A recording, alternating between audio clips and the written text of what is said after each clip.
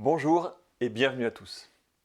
On vous propose ce soir de continuer à découvrir l'art de la sagesse. C'est notre thème de conférence pour 2025.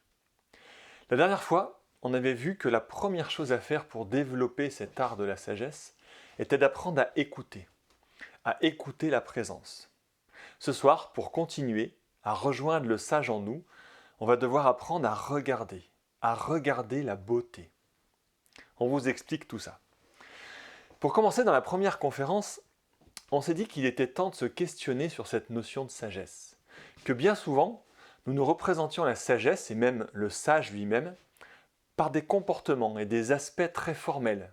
Le calme, la patience, quelque peu contemplative, zen. Mais on avait vu que la sagesse n'est pas le fait d'avoir un comportement irréprochable. La sagesse n'est pas une espèce d'humain parfait, pas le top de ce qu'on appelle le quatrième règne, l'humanité, le quatrième règne de la nature. Mais la sagesse est une qualité de l'âme elle-même, du cinquième règne de la nature. L'âme est animée par la qualité d'amour-sagesse. C'est sa nature même.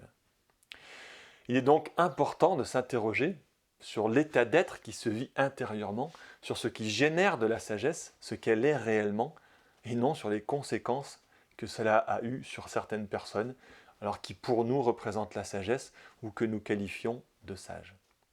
On a vu aussi que parfois on pense que la sagesse s'obtient en ayant une grande connaissance, un savoir un peu sur tout, tous les sujets. On a alors insisté sur le fait que nous confondons généralement la sagesse avec la connaissance, alors que précisément le chemin spirituel nous invite à aller de la connaissance à la sagesse. On avait du coup évoqué la différence entre connaissance et sagesse. Pour le coup, on avait défini clairement combien la connaissance, on lui avait donné une définition, la connaissance est la science de la matière, alors que la sagesse est celle de l'esprit. La connaissance, ça se rapporte aux expériences humaines, qui sont appréhendées par nos cinq sens, classées, analysées, définies par l'intellect humain, alors que la sagesse s'intéresse au développement de la vie qui anime les formes, au progrès de l'esprit à travers les formes, à travers les expansions de conscience de vie en vie. La sagesse se rapporte donc à l'essence des choses et non aux choses. C'est pour cela que nous avons vu qu'il fallait commencer par écouter cette essence, écouter la présence même de cette vie, au-delà des choses, au-delà des formes. Ce que nous pressentons depuis longtemps, apprendre à écouter l'âme en nous et en toute chose, l'âme en tant que qualité d'être, comme on l'a précisé.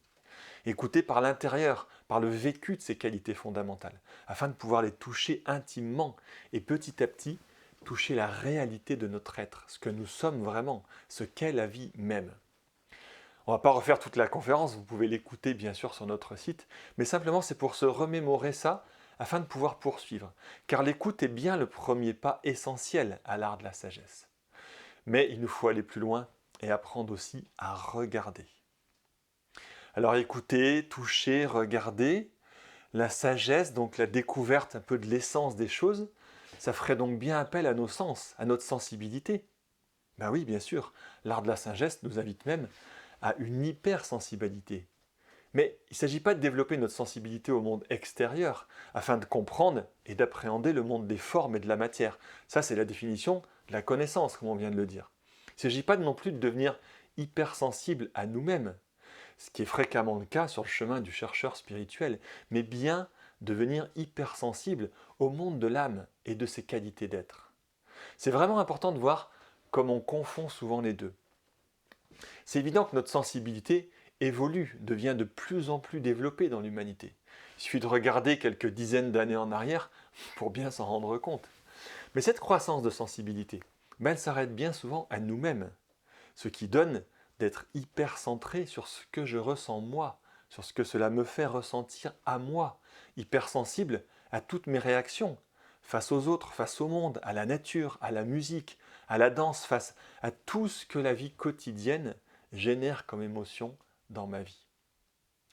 Dans cette hypersensibilité à moi, on ne voit pas naître de sagesse, mais bien souvent plutôt de l'émotivité, de la réaction immédiate, de l'instabilité et d'autres états d'être qui sont bien loin de la sagesse.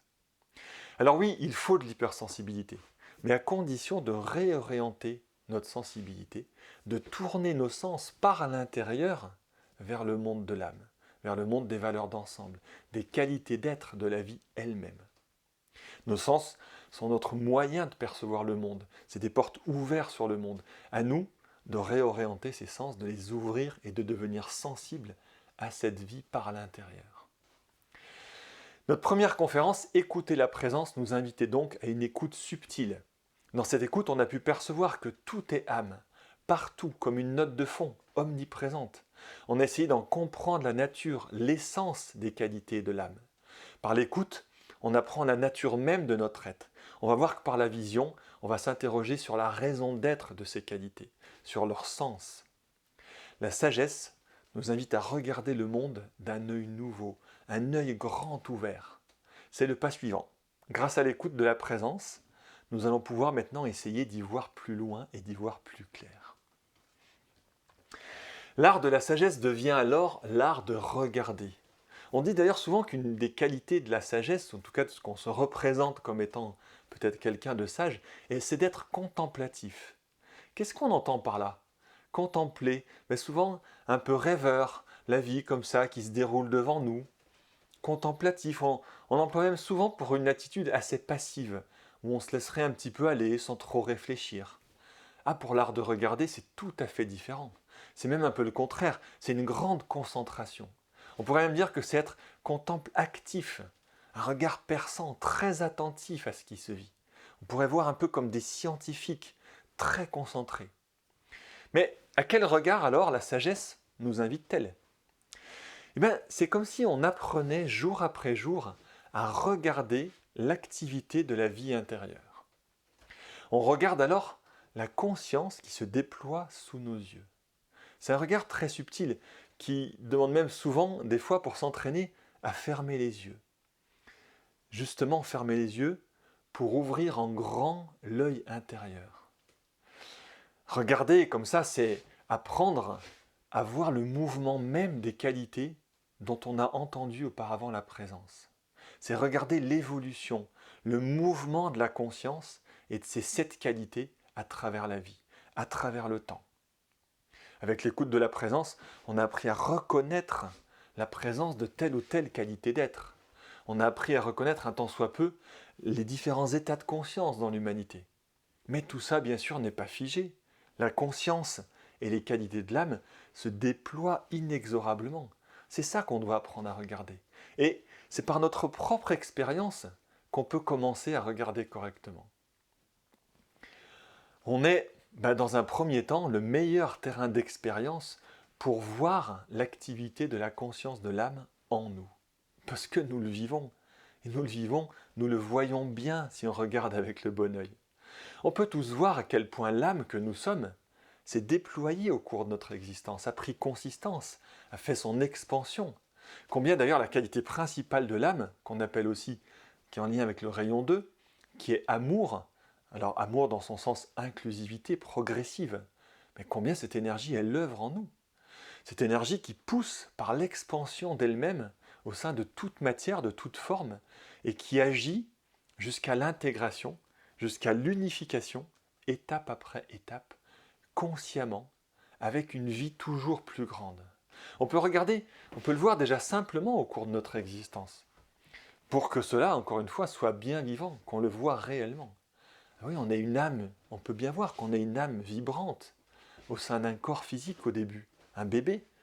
Petit à petit, cette âme, elle intègre, elle prend connaissance, elle prend conscience de ce corps physique. Elle le découvre, tiens, ça c'est à moi, ça fonctionne comme ça bouge comme ça. Puis l'expansion continue. L'âme progresse, elle découvre et inclut petit à petit sa partie sensible, sa partie émotionnelle, jusqu'à, là encore, s'y reconnaître pleinement. L'âme, la pulsation de cette vie, de cette expansion de conscience continue, le cœur bat toujours plus fort, plus en plus grand.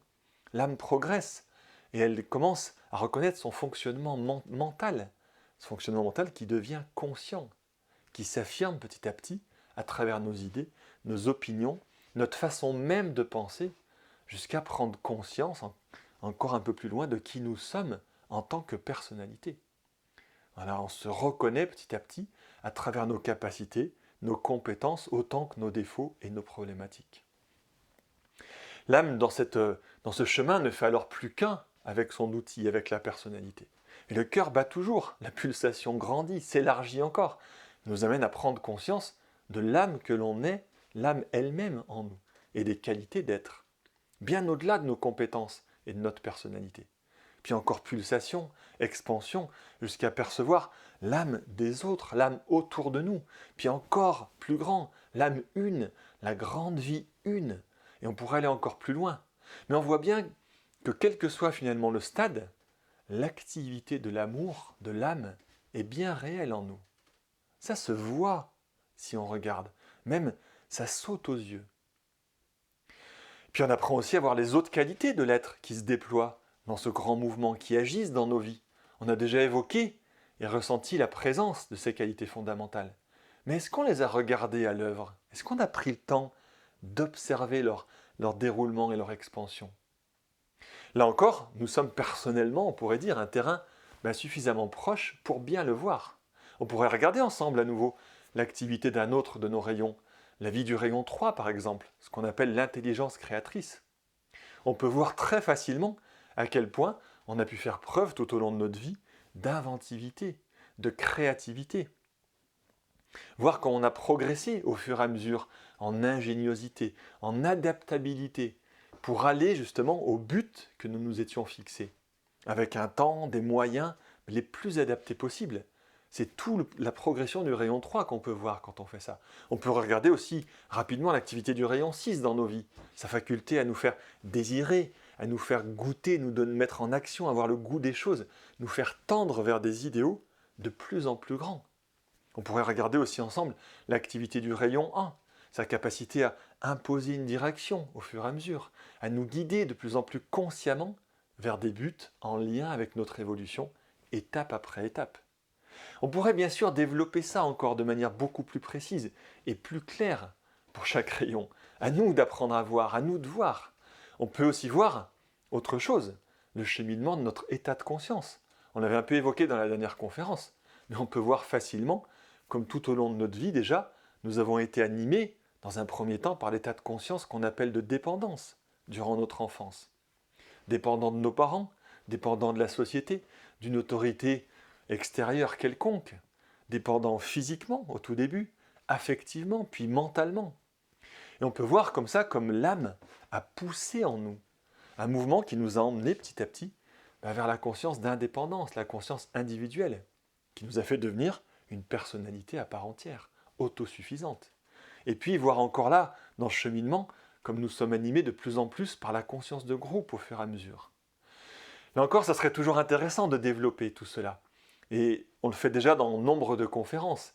Mais tout ça, c'est surtout pour bien se rendre compte que lorsque nous essayons de regarder nos vies comme ça, de voir et donc de comprendre à partir du mouvement de ces énergies, de la progression de ces énergies en nous, alors on commence à regarder la vie avec sagesse. On ne voit plus alors que des énergies à l'œuvre dans nos vies, des énergies actives et à l'origine de tout ce qui se manifeste en nous, de toute notre vie. On comprend comme ça, on voit par notre vécu ce qui nous anime réellement. C'est ça commencer à voir. C'est véritablement, sans qu'on s'en rende compte parfois, un début d'illumination. Avec la vue qui revient, ça commence à se révéler. Ça fait sens, un début de logique. Je commence à voir. Ok. Bien sûr qu'on ne s'arrête pas là, ce n'est qu'un premier pas. C'est un début d'ouverture de l'œil. Et notre vision, en chemin vers la sagesse, doit se développer encore plus. Une vision encore plus vivante, plus large. Mais, à force de s'entraîner, ça devient une réalité. Et grâce à cette réalité, on se voit réellement être énergie en activité. Alors, on voit ces énergies actives partout. Ben oui, quand on a appris à voir les énergies à l'œuvre, ça devient naturel de les reconnaître de partout. Notre regard s'ouvre alors petit à petit, et tout nous apparaît sous cette lumière. La vision devient claire. Tout peut être vu, tout peut être compris comme étant le résultat d'une phase d'évolution de l'âme et de ses qualités à travers des formes.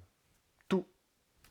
L'histoire de l'humanité, la naissance ou la mort d'une civilisation, l'histoire des différentes religions, des différents systèmes économiques, d'une dictature ou d'une démocratie, les événements d'un pays, tout se révèle, tout est vu. On voit quel type de rayon est l'état de conscience qui se cache derrière l'histoire commune de l'humanité. On commence aussi à pouvoir le voir même dans les autres règnes de la nature. Alors c'est vrai que l'art de regarder demande bien sûr de l'entraînement. Et au début, nos débuts sont bien sûr difficiles. C'est flou, on se trompe, c'est long, incomplet. Notre vision, elle demande évidemment à être aiguisée. On est des apprentis, il ne faut pas l'oublier. Et on fait appel en nous aux sages qui s'éveillent tout doucement, profondément. Mais c'est bien là, c'est bien présent. Et si on travaille à garder l'œil ouvert, à garder l'œil intérieur ouvert, si on persévère, si on soutient le regard, si on cherche sans cesse à demeurer dans cette vision, dans cette compréhension du monde, alors la vue s'ouvre complètement. C'est là qu'il se produit un phénomène nouveau, comme un éclair de lumière dans la conscience. Parfois c'est très court, c'est un peu ce qu'on appelle une vision divine. Ah bon? On peut voir Dieu? Ben oui, d'une certaine façon. Et c'est vrai qu'en effet, dans cet art de regarder, quand tout est vu comme une activité de l'âme, tout est compris comme une poussée de l'être, à force de voir tout ce qui œuvre derrière les formes, eh bien on finit par apercevoir l'œuvre elle-même. Sans le chercher vraiment, mais un peu comme une conséquence, une sorte de révélation. Ça paraît très flou comme ça, très lointain, mais on pourrait s'imaginer un peu ce processus pour nous, ce processus de révélation. On va essayer de prendre un exemple un peu plus concret pour commencer. Imaginez-vous arrivant dans une entreprise que vous ne connaissez absolument pas.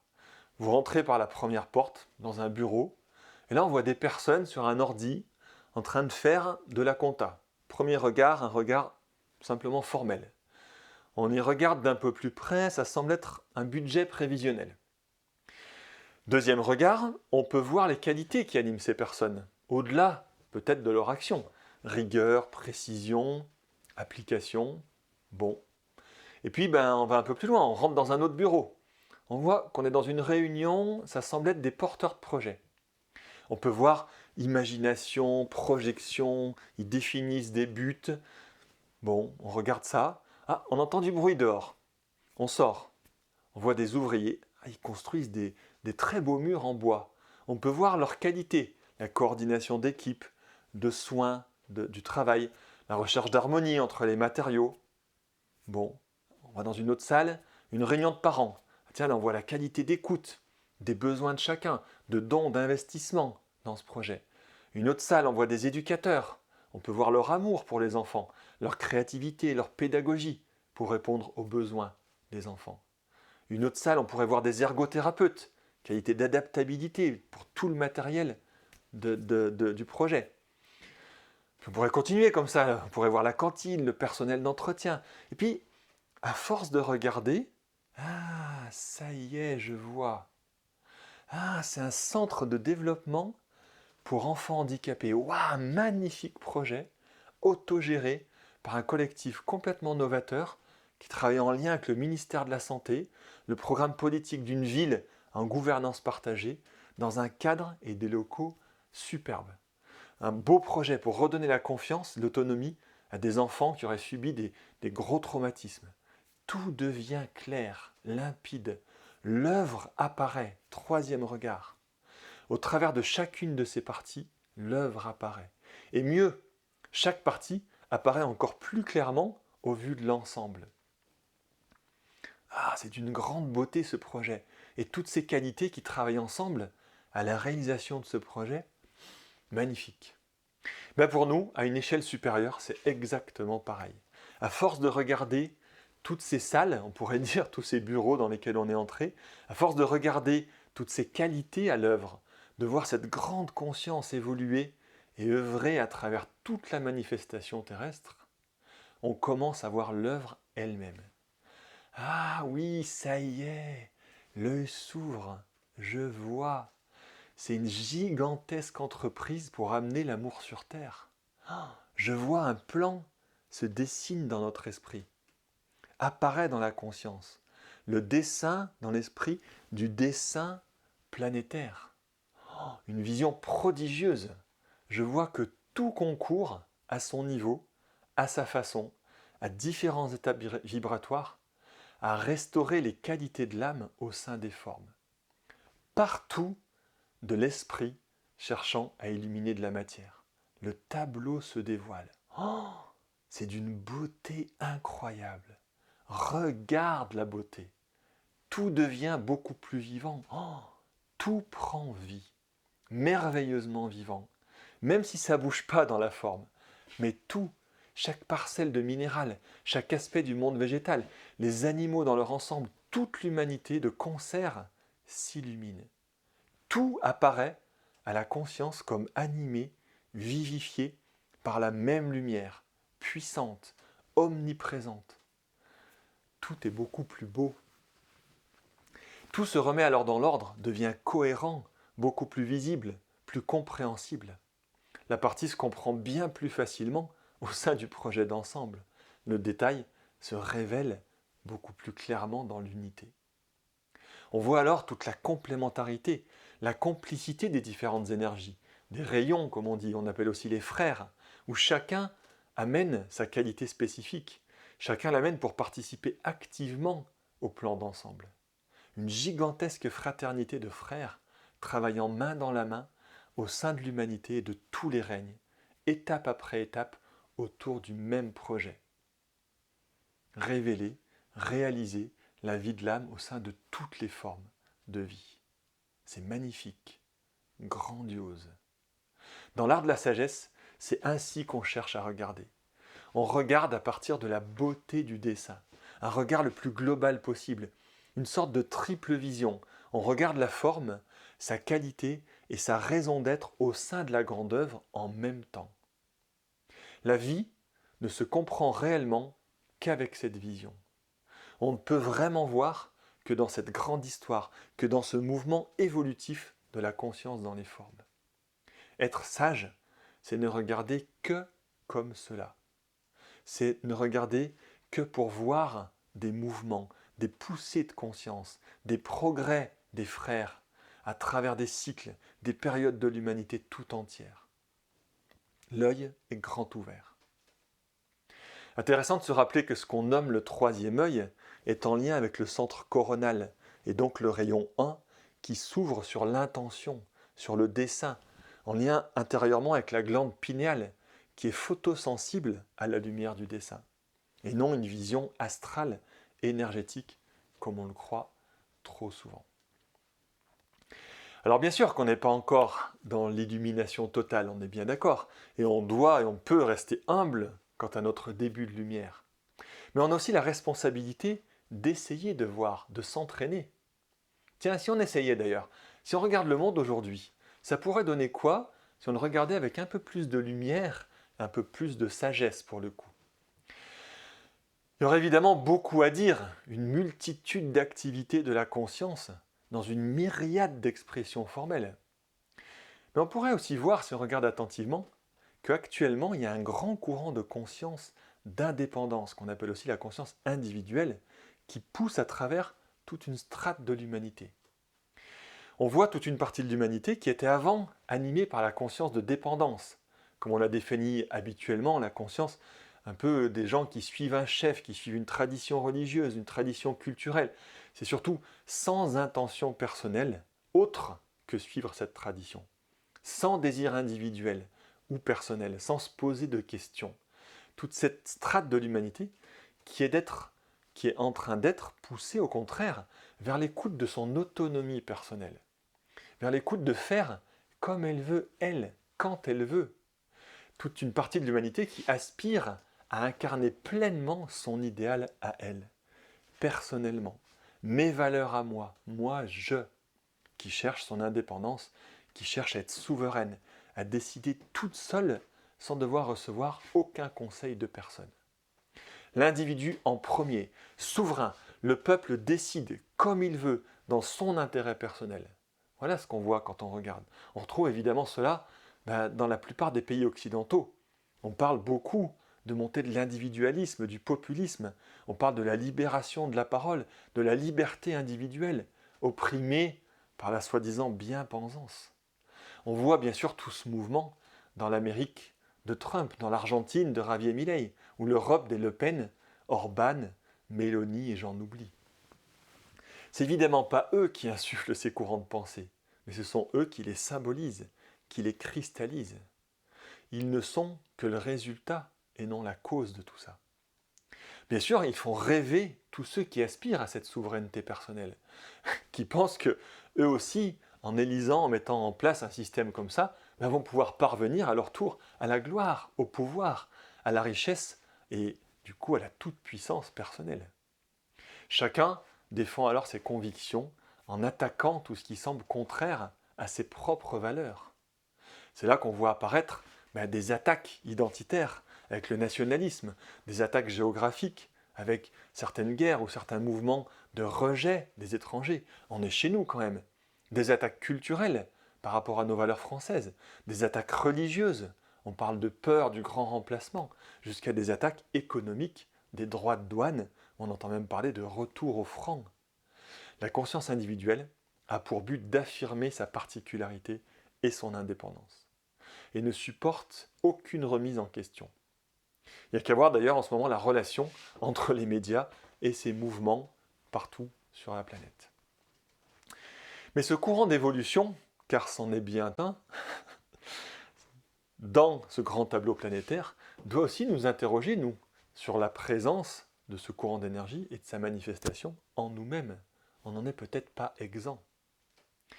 Alors bien sûr, on ne voit pas que ça actuellement. Si on regarde bien, on voit aussi tout un souffle de conscience dans une autre partie de l'humanité, qui elle est peut-être déjà un petit peu passée par ce stade d'indépendance, et qui commence elle à se vivre en conscience de cœur, de groupe, un début d'unité intérieure. Un courant qui a bien été ressenti et qui a donné, dans nos sociétés déjà, toutes les organisations internationales dont l'intention est le bien commun, le partage des richesses, l'égalité, pour l'éducation, pour la santé, la paix, la préservation de la nature, la démocratie et beaucoup d'autres choses. C'est ce grand courant de conscience qui est à l'origine et qui a donné naissance à des organismes comme l'ONU, l'OMS, l'OTAN, l'Europe et tous les autres organismes éducatifs, culturels, économiques qui œuvrent autour de cette intention. On voit clairement, quand on regarde avec l'œil ouvert, que la poussée de conscience de cœur actuellement, elle est bousculée par la montée de la conscience individuelle. On voit bien que la conscience de cœur, du coup, est appelée à grandir, est en train d'essayer de, comme on dit, sortir du bois, à se montrer, non pas comme un idéal de valeurs et de concepts, mais bien comme une réalité active, à se montrer en chacun de nous. Pas juste signer une pétition, faire un don à une association, ou voter oui pour l'Europe et son système démocratique. Pas juste suivre quelques pionniers qui ont déjà ressenti cette conscience grandissante, mais qu'il est bien temps, là, de le vivre, nous, tous ceux qui se reconnaissent dans ces valeurs, qui sentent en eux cette unité et qui cherchent à la vivre. Le vivre dans une union forte de ce qui doit être. Un véritable mouvement, là, qui pousse partout et qui cherche à s'affirmer aujourd'hui. Affirmer notre unité autour des valeurs du bien commun et de la volonté de bien. C'est vrai que cette période, ce grand courant là qui pousse actuellement, ça pousse aussi à nous réinterroger sur ces valeurs, à les redéfinir, qu'elles soient plus claires pour pouvoir leur redonner plus de pouvoir. Et pour que ce courant de conscience nous réunisse, nous réaffirme, et ces valeurs en nous les réaffirme comme un seul homme, et ne pas s'endormir ou se contenter d'un bon début. Pour se représenter là un peu ce qui se passe, on pourrait prendre un exemple plus concret pour bien comprendre. Un couple par exemple, qui se compose autour de valeurs communes. L'amour, l'écoute, le respect, la liberté dans l'évolution des potentiels de chacun. Ok, le couple se porte bien, la vie se passe, ça semble trouver un certain équilibre, ça roule à peu près. Et puis les enfants arrivent, grandissent, et à chaque étape de leur construction, ils confrontent les parents à leurs valeurs, ils les testent, regardent si c'est bien réel, bien vivant, bien incarné, est-ce que c'est puissant? Et souvent ils s'engouffrent dans les failles du système parental et de leurs incohérences. Vous nous aimez? Vraiment? Chacun est libre? Vraiment? Fait ce qu'il veut? Ok, la liberté. allons-y. C'est vrai que les enfants se confrontent avec leurs besoins personnels, leur désir d'émancipation. Alors quelle solution? Le clash? La guerre? Abdiquer? Laisser les enfants prendre le pouvoir? Peut-être l'éducation? Ben, il faut bien sûr nous réinterroger, il faut réinterroger les valeurs du pourquoi on est ensemble. C'est exactement comme pour nous actuellement. C'est quoi l'Europe vraiment? C'est quoi la démocratie? C'est quoi la paix? C'est quoi la liberté? Ce courant qui nous invite à réinterroger, à clarifier et à vivifier intérieurement ces valeurs, pour pouvoir les réaffirmer clairement, par amour, affirmer tout en intégrant et accompagnant tout le reste de l'humanité, sans renier les valeurs fondamentales essentielles. C'est bien en remettant dans l'ensemble, en voyant l'histoire de l'évolution avec cet amour, c'est-à-dire cette globalité, qu'on peut comprendre ces énergies à l'œuvre, qui insufflent partout leurs propositions d'évolution. C'est un grand changement de regarder comme ça, car dans notre vision, on peut alors discerner sans juger. Il y a de la compréhension aimante qui est possible. C'est intéressant, sagesse en anglais, c'est wisdom, et on trouve plusieurs traductions à wisdom, mais la plus courante est en deux mots, wise, dom. Sage, discernement. Discerner sans exclure. Essentiel. Plus de haine envers des soi-disant méchants nationalistes, capitalistes débridés ou antidémocrates. Non, on voit simplement des énergies manipulant des corps, des pays et des systèmes entiers sans identifier des personnes ou des pays à cela, sans exclure ni juger comme étant des fous furieux, de mauvaises personnes. Non, c'est juste une phase de l'évolution globale, à canaliser certes, à cadrer avec amour, fermement, pour pas tout détruire, pouvoir continuer à coévoluer.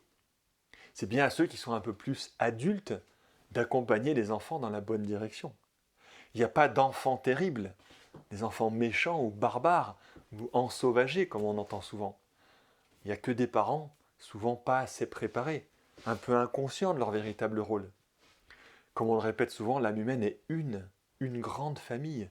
Ceux qui sont déjà animés par un début de conscience de cœur ne sont pas des âmes meilleures, plus pures, de belles âmes, mais juste des âmes ayant un peu plus d'expérience, plus de cycles d'incarnation, et qui sont partis un peu en éclaireur pour permettre à tout le monde de retrouver son chemin. Pas pour se réfugier dans une fausse paix, coupée du monde, se pensant être le bien incompris par le mal régnant dans l'humanité. Le but est bien l'évolution de toute la famille humaine comme une unité. Avec ce regard encore actuel sur le monde, ce regard avec l'œil ouvert, on voit aussi un autre courant d'énergie à l'œuvre. On voit clairement l'énergie du rayon 4 qui s'intensifie, le rayon d'harmonie par le conflit. C'est là qu'on peut voir du coup ces deux courants d'énergie, conscience d'indépendance, conscience de cœur, se rencontrer, se confronter. Deux courants devant se remettre en question pour faire émerger une nouvelle harmonie sur Terre. Voilà aussi ce qu'on pourrait voir en regardant depuis cet ensemble. Bien sûr, c'est que des propositions, ce sont que des ébauches, elles sont évidemment incomplètes, toujours relatives à notre capacité à se vivre réellement âme et à regarder à partir de cela. Mais on essaye, on apprend ensemble à regarder du bon œil. Et un jour, nous verrons. C'est comme ça qu'on peut voir le monde. On dit parfois que les maîtres de sagesse voient le corps éthérique planétaire. On peut peut-être commencer à comprendre un petit peu ce que ça veut dire. On ne parle pas ici, bien sûr, d'une vision purement physique ou juste énergétique, pas non plus d'une vue astrale, peut-être un peu onirique. On parle d'une vision mentale, une vision qui se couple, qui se superpose à ce qu'on voit dans le monde. Comme si simultanément, on voyait l'intention de la vie à travers une forme, sa qualité et son expression. Comme si on comprenait intimement sa raison d'être, sa note au sein du tout et l'œuvre en même temps. Trois lumières qui se mélangent pour ne faire qu'une.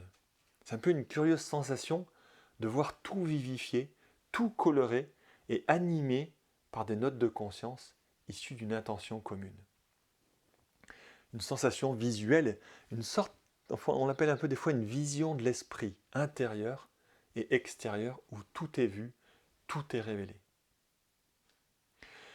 Comme si on regardait, prendre un exemple plus concret, mais comme si on regardait, on pourrait s'imaginer pour comprendre un peu ces trois points, comme si on regardait un site internet et qu'en le regardant, on pouvait voir simultanément le penseur, celui qui encode, on pourrait dire l'encodeur, l'encodage, qui est derrière l'écran, et regarder en même temps le site en comprenant les trois en même temps. Ou bien peut-être une autre image pour essayer de se l'apprivoiser un peu en écoutant un orchestre par exemple philharmonique, on pouvait comprendre l'intention, l'état d'être du compositeur, la beauté de la symphonie dans son ensemble, et en même temps percevoir la partie du morceau à laquelle participe chaque musicien et le son de son propre instrument. Tout un programme. C'est vrai que nous, c'est pas souvent qu'on regarde comme ça, qu'on regarde le monde. Et quand on ne le regarde pas avec l'œil grand ouvert, quand on regarde avec les petits yeux, ben c'est vrai qu'on voit tout autre chose. On voit simplement, quand on ne regarde pas avec le regard de la sagesse, ben on voit simplement une succession d'événements formels, extérieurs. Ça ferait un peu comme une chaîne d'infos, on continue. Flash spécial, priorité au direct. Ah, on vous coupe la parole, il se passe ceci ici, il se passe encore cela. Ah, il vient de se passer encore autre chose ailleurs. Et notre vue est véritablement omnubilée par le mouvement des formes. Pas étonnant que CNews et BFM Télé soient les premières en audience des chaînes françaises. Ben, dans notre quotidien, c'est un peu pareil. On donne la plupart du temps la priorité au direct formel, à ce qui se passe sous nos yeux, omnubilé par les faits. Ensuite, éventuellement, on cherche un peu à voir au-delà, à comprendre ce qui se passe. On cherche le pourquoi des choses. On fait bien le rappel à une vue un peu plus intérieure, dans le sens de la compréhension. Mais si on n'utilise pas la vue de l'âme, comment est-ce que ça fonctionne en nous? Comment, c'est l'expression qu'on prend, comment est-ce qu'on voit les choses? Eh bien notre point de vue, quand on ne regarde pas du point de vue de l'âme, ça se révèle alors simplement à la lumière du moi. C'est assez essentiel de voir que notre méthode de compréhension, notre vision du monde, fonctionne comme ça.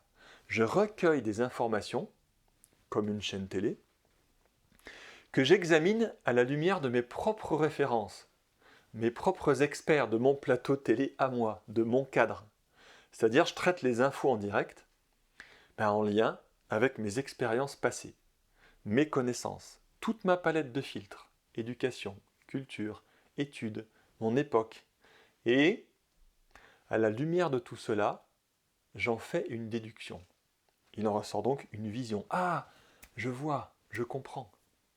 Notre sens de la vue dans la personnalité se résume bien souvent justement à une déduction. Problème, c'est que notre soi-disant lumière, bien sûr beaucoup trop restreinte par notre individualité, par justement le cadre de référencement qui est en fait très factuel, très formel et beaucoup trop personnel. Restreint par le fait même que nos expériences individuelles sont beaucoup trop limitées, beaucoup trop petites sur une échelle de temps ridicule par rapport à l'histoire de la vie. Et c'est bien la lumière même avec laquelle nous regardons la vie qui nous aveugle. C'est la lumière même avec laquelle nous regardons la vie qui nous aveugle. Nous sommes tous, en tant que personnalité, aveuglés par notre propre lumière. On projette alors, comme ça, notre petite lumière sur le reste du vivant, en déduction de notre propre système. On comprend tout, alors, à la lumière de notre personnalité. On se fait véritablement des films. C'est malheureusement pas qu'une expression. C'est comme ça que nous voyons le monde habituellement. C'est comme ça qu'on regarde tout ce qui se passe dans le monde, toutes nos histoires et nos problèmes personnels. Alors c'est bien normal sur le chemin de l'évolution, ça a même été peut-être salvateur de développer ce type de lumière pour commencer à comprendre une partie de la vie formelle. Mais malheureusement, on se limite beaucoup trop souvent à nos acquis de compréhension. On est la plupart du temps d'ailleurs un peu des fainéants de la lumière. La moindre petite explication à une question, le moindre petit éclat de lumière, même fade, ça nous satisfait. C'est bon. Mais on doit bien réaliser que notre vue personnelle, c'est un trompe-l'œil et que ça ne génère pas beaucoup de sagesse dans le monde. Que le sage en nous, au contraire, nous propose de changer de regard, de voir par inclusion et non plus par déduction. Le mot est assez intéressant. Nos déductions.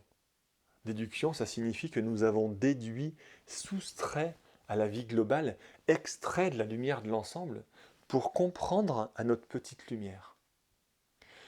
Eh bien, l'art de regarder et voir véritablement signifie au contraire inclure. Voir par inclusion, en remettant dans la grande lumière, en remettant en perspective, en faisant l'effort d'ouverture à la plus grande lumière. Ne plus être des feignants de la lumière. Feignant d'ailleurs, c'est assez rigolo, parce que ça veut dire littéralement faire le néant. Aucune lumière ne passe. Pas de vision digne de ce nom. C'est même l'obscurité. On doit évidemment alors apprendre à devenir des vaillants de la lumière. On pourrait alors voir librement, détaché de toutes les formes, de toute la lumière que les formes projettent devant nos yeux. On dit que regarder comme un maître de sagesse, c'est regarder du haut de la montagne intérieure. On évoque souvent à ce sujet l'exemple de la 3e initiation avec la symbolique du Christ qui monte en haut de la montagne dans la lumière divine, ou encore le symbole du signe du Capricorne qui monte lui aussi au sommet du mental dans la plus grande lumière. Cette 3e initiation qui fait référence au mental supérieur et au sens de la vue illuminée par l'âme. Bon, on a déjà avancé pour s'ouvrir à cet art de regarder. On a déjà défini 2 pouvoirs, 2 qualités au sens de la vue quand on regarde du bon œil. On a vu en premier comment on peut voir la conscience en action, comme on peut observer cela par notre propre expérience de vécu et comprendre profondément l'activité et le fonctionnement de la conscience, de l'âme. Après avoir senti la présence de ces qualités, on voit maintenant comment elles se manifestent, agissent en nous et tout autour de nous. Et puis le deuxième pouvoir de vue qu'on vient de décrire ensemble, c'est de voir la beauté de cet ensemble, qu'on voit la compréhension des qualités et des mouvements de l'âme, que cela nous ouvre à la vision du dessin dans son ensemble, à la compréhension intime de la véritable histoire dans laquelle nous vivons. Et pour finir, on va voir une 3e qualité à cette vision de sage. L'art de regarder nous révèle alors le bon sens, la direction à suivre. Lorsque nous apprenons à voir, donc à comprendre par inclusion, dans la globalité des mouvements et de ses qualités, on en comprend le sens, c'est-à-dire le fonctionnement, mais aussi le sens, la direction que cette vie prend. On voit comment et où cela va. La vue, c'est vraiment le sens qui nous permet de nous orienter, et donc de nous diriger dans le bon sens. Sans la vue perçante de l'âme, impossible de nous diriger correctement, et bien souvent, on avance à tâtons dans la vie. Et quand on commence à y voir clair, alors on peut s'inscrire dans le projet, trouver sa juste place pour participer, accompagner, soutenir et stimuler l'évolution partout où elle progresse, partout où se révèle le plan d'amour. Grâce au sens de la vue, on peut le faire de manière de plus en plus précise, de plus en plus ajustée. On verra avec plus de discernement ce qui doit être soutenu, et avec plus de discernement ce qui ne doit plus l'être. Il y a une deuxième traduction de wisdom qui se décrit en 2 mots, wisdom, vue et direction. En voyant le mouvement de la conscience au sein de l'humanité qui se déploie, par exemple depuis la conscience de dépendance, qui évolue vers la conscience d'indépendance, et qui va vers la conscience de cœur, on connaît le sens, on comprend ce qui se cherche dans l'humanité, et en chaque humain, pas après pas. C'est comme si on voyait la finalité dès le début de l'histoire. Ainsi, on peut accompagner, on peut nourrir ce qui est évolutif à chaque stade, et on laisse ce qui est involutif sans y donner d'intérêt. La vue permet de discerner ce qui est réellement évolutif de ce qui est involutif pour la conscience. Autant pour le monde qui nous entoure que dans nos vies personnelles, bien entendu. On a souvent évoqué cette évolution de conscience concernant ces changements, mais il ne faut pas oublier qu'il en va de même pour les différentes qualités, pour les frères, les rayons comme on les a appelés, les rayons de l'âme qui œuvrent à la réalisation du plan d'amour. Lorsqu'on les voit de manière claire, on peut à nouveau, et encore une fois, se diriger dans le bon sens. Quand on perçoit par exemple que l'énergie du rayon 1 participe à ce grand chantier avec sa qualité de volonté et de puissance. On peut apprendre à voir son évolution et tout son parcours. Cette énergie dynamique qui impose un but clair, qui donne de la puissance et du pouvoir, on peut la voir à l'œuvre, d'abord cachée dans le désir inconscient de survie, dans le désir, la volonté de maintenir une espèce en vie, chez les animaux, ou peut-être dans les premiers stades de vie de l'humanité, une volonté de vivre puissante, puis le désir personnel, individuel, qui pousse à travers le développement du moi-je, jusqu'à la volonté personnelle du moi tout-puissant, ce que je veux moi, je dirige ma vie comme je veux exister moi, c'est très puissant. Puis ce rayon qui évolue jusqu'à la bonne volonté d'un être dont la conscience a commencé à s'ouvrir au monde, qui en prend soin, qui s'en préoccupe. L'énergie qui continue de ce rayon 1, qui nous amène jusqu'à la volonté de bien, la volonté de prendre soin de la conscience elle-même en nous et de son expansion au sein de toute forme. Je veux être. Cette volonté qui fusionne même avec la volonté divine, la grande volonté qui cherche à spiritualiser la matière. On doit apprendre à le détailler encore plus, évidemment, encore une fois, pour voir vraiment chaque stade, pour s'y reconnaître et pouvoir s'y diriger. Mais cela nous donne déjà une direction à suivre. Et ça nous permet de prendre notre place dans l'évolution. Ça permet à nouveau d'accompagner l'évolution de cette qualité quand on voit la bonne direction. Idem pour le rayon 2, le rayon d'amour-sagesse. On en a un peu parlé tout à l'heure, mais on peut voir que l'énergie de ce rayon participe à sa manière aussi au grand chantier commun. L'amour quelque peu animal, une espèce d'attachement instinctif dans ses premiers pas. Puis l'amour affectif, avec un attachement émotionnel. L'amour personnel, de moi d'abord, puis un peu de ceux qui me ressemblent. Puis l'amour qui ouvre, qui reconnaît l'autre tel qu'il est, pas comme j'aimerais qu'il soit. Puis l'amour qui unit les différences, qui cherche la complémentarité, qui cherche à s'enrichir des différentes.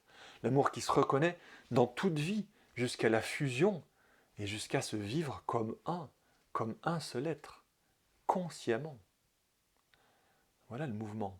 On peut continuer, voir le mouvement de notre frère Rayon 3, qui participe grâce à sa qualité d'intelligence créatrice, on en a parlé aussi tout à l'heure, cette énergie d'inventivité, d'ingéniosité, d'adaptabilité entre le projet et les moyens et le temps qu'on a, qui se déploie, qui se perfectionne, qui s'illumine tout au long de l'histoire d'humanité. D'abord au service des individus, très formel, puis progressivement dédié au service du plan d'ensemble. On apprend à voir alors tous les autres frères en action dans ces mouvements d'évolution globale. Le rayon 4 qu'on a cité tout à l'heure, d'harmonie par le conflit, mais aussi le rayon 5, le rayon 6, le rayon 7. On voit aussi toute leur présence et toutes leurs interactions, leurs évolutions au sein aussi des différents signes astrologiques. Et on pourrait en citer encore d'autres. Alors, à la vue de tout cela, le bon sens peut être suivi. On se réoriente progressivement dans la direction que nécessitent et que véhiculent toutes ces qualités. On utilisera alors vraiment la vue comme un détecteur de mouvement pour suivre le bon sens et diriger nos vies depuis ce bon sens. Plutôt que diriger nos vies à partir de nos désirs, nos ambitions personnelles à très court terme, ou de se laisser balloter sans direction au fil du temps. S'orienter, c'est vraiment un mot important en lien avec le sens de la vue supérieure et de ce pouvoir qu'a la vue. S'orienter, ça vient évidemment de orient, du latin orere ou du grec oro, qui signifie se lever, naître, faisant référence à l'est où le soleil se lève. Symboliquement vraiment très intéressant. La vue du sage sert à s'orienter intérieurement dans la direction où la lumière des qualités se lève, avance, progresse, s'élève. Aller dans la direction de toutes les évolutions des qualités de l'âme. C'est dans un flux, dans un mouvement qu'on peut trouver la direction, pas dans du figé, dans du stagnant. C'est au sein de la grande histoire de la conscience qu'on peut s'y repérer et s'orienter. Si on ne développe pas cette vision, on ne voit pas le sens de la vie. C'est là qu'on dit souvent, on ne sait pas de quoi la vie sera faite, mais où allons-nous? Qu'est-ce que la vie nous réserve? Quand on commence à regarder la beauté de l'ensemble, on commence à voir où on va, à voir de quoi la vie sera faite. On voit bien que l'âme domine petit à petit les formes. On voit que nous allons vers une manifestation de toutes ces qualités divines dans toutes les formes et en toutes circonstances. On voit qu'on va vers ce qu'on appelle des fois une planète sacrée, une planète où tout corps, tout règne sera un parfait reflet, une parfaite expression des qualités d'être divines. On va vers une planète saine, sainte, rayonnante de vie, On voit dans cette lumière la détermination calme, la volonté sereine, inéductable de ce mouvement vivant, de ce flux, de ce fleuve qui emmène tout sur son passage et partout amène l'amour sur terre. Voilà où on va. Et on le voit car on le vit. On le voit quand on en est déjà la preuve, on en est déjà un fragment à une toute petite échelle, un fragment en activité. C'est là qu'on voit le réel, la réalisation en cours. Et c'est pas être optimiste ou être naïf, c'est justement être réaliste. C'est cela le vrai réalisme. Ça n'empêche pas de voir les difficultés sur le chemin de cette réalisation. C'est pas tout va bien, tout le monde est beau, tout le monde est gentil. Mais les problèmes, malgré leur gravité, sont vus comme temporaires et non comme des régressions irréversibles comme on le pense souvent. Alors pour conclure, on peut dire que l'art de la sagesse, comme tout art, se travaille et s'affine progressivement. On est, comme il est bon de se le rappeler souvent, des apprentis sages. Et une des leçons, c'est d'apprendre à regarder la beauté, à regarder ensemble le beau en cours de révélation, en nous, par le vécu et autour de nous partout. Un regard qui discerne, qui comprend par inclusion. Regarder et voir la beauté du chef-d'œuvre lui-même. Le chef-d'œuvre, tiens, ça pourrait être un autre nom pour Dieu. Et enfin, avec toute cette vision, voir le bon sens pour pouvoir justement diriger nos vies. Voilà ce qu'un regard illuminé par l'âme, par le sage en nous, nous propose. Alors, gardons l'œil ouvert en grand pour voir à partir de cette beauté. On tient à vous remercier pour votre présence et on se retrouve pour la suite au cours de l'été afin de continuer l'apprentissage de cette sagesse. On verra alors qu'après avoir écouté la présence, après avoir regardé la beauté, il sera temps d'être actif, de participer pleinement, d'être un moyen d'expression de cette sagesse, un peu un sage moderne, pas retiré du monde, mais bien impliqué, ajusté au monde. À bientôt.